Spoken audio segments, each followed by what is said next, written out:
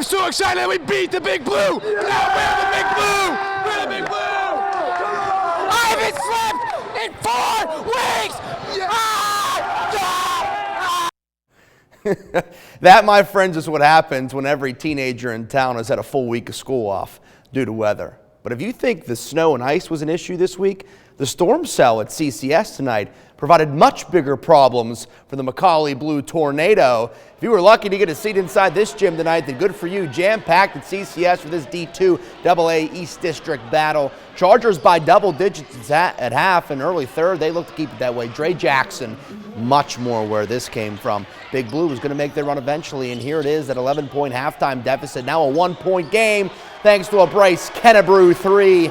And that deficit is now a lead as they work it into the big man, Kenneth Chime. And buckle up, because we're going back and forth now. More Jackson this time from way downtown as he puts the Chargers back on top. And for a bit in the fourth, it was Jackson versus this guy, Parker Robinson.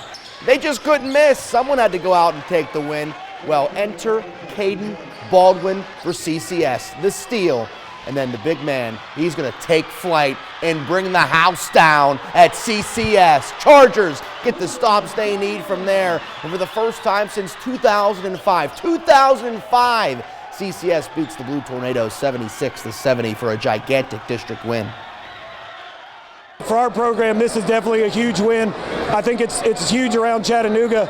It's great for our kids who have been working their tails off for a year and a half now, and to beat a team like McCallie, it's just great for our program. We all just played together. Instead of me and Reed mostly taking the shots, it was all of us. And everybody shot with confidence, and that was just the difference between this game and the rest of the games this season.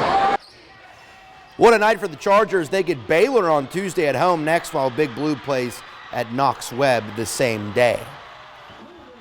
And if you think that was a rocking game, you best keep that seatbelt on and tighten it a bit, because we have Notre Dame visiting Silverdale, the Irish state runner-up a year ago. The Seahawks, the unquestioned team to beat this season. And you know the crowds never disappoint in district games like these ones. All fired up, finally out of the house. It's SBA up 11-5 after 1.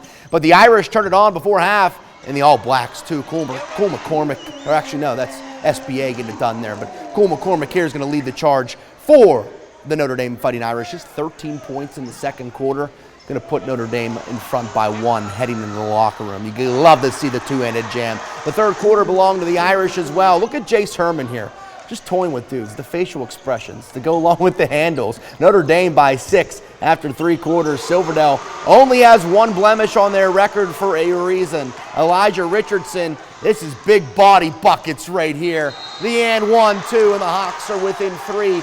Irish by 2 now. We know Brett Wright has top-notch lettuce. We know he can play horse, and now we know he has ice in his veins. Right at the top of the key, calls game for the Silverdale Seahawks. They survive a thriller 55-54 as they take down Notre Dame on their home court.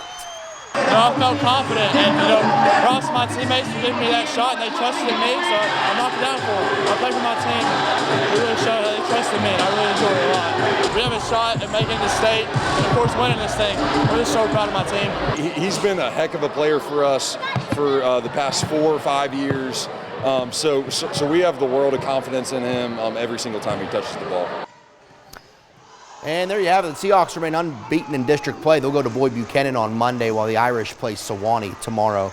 Now, how about the ladies? And I don't mean to sound repetitive, but keep those seatbelts on again, please. Your pilot's speaking at this point. Silverdale trailing early, but Kelsey Johnson knocks down the 3 to make it a 1-point game. The bubble pony, too. More like the bucket pony. Lady Hawks with the lead, with the Lady Irish get within 1. Dayana Perriman working towards 2,000 points now. We told you that last night. Braylee Raby's shot here. Going to go off the glass, and it's in. Just a little kiss. And Silverdale's in front by a handful. How about this one, though? Yana Baird, just in the nick of time. The floater at the buzzer, clean, and it's Silverdale by 3 at the break.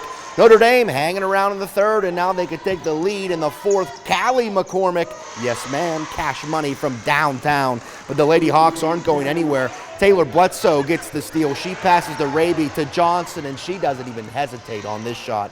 Kelsey Johnson's been playing ball for Silverdale maybe since the school opened. 21 points for the senior. The Lady Hawks they get a big district win, 49-45 over Notre Dame at home.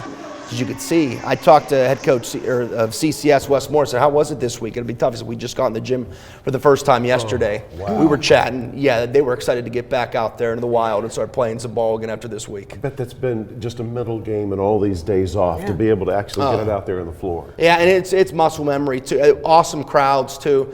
Tonight was what high school basketball is all about, and the best yet to come, no doubt.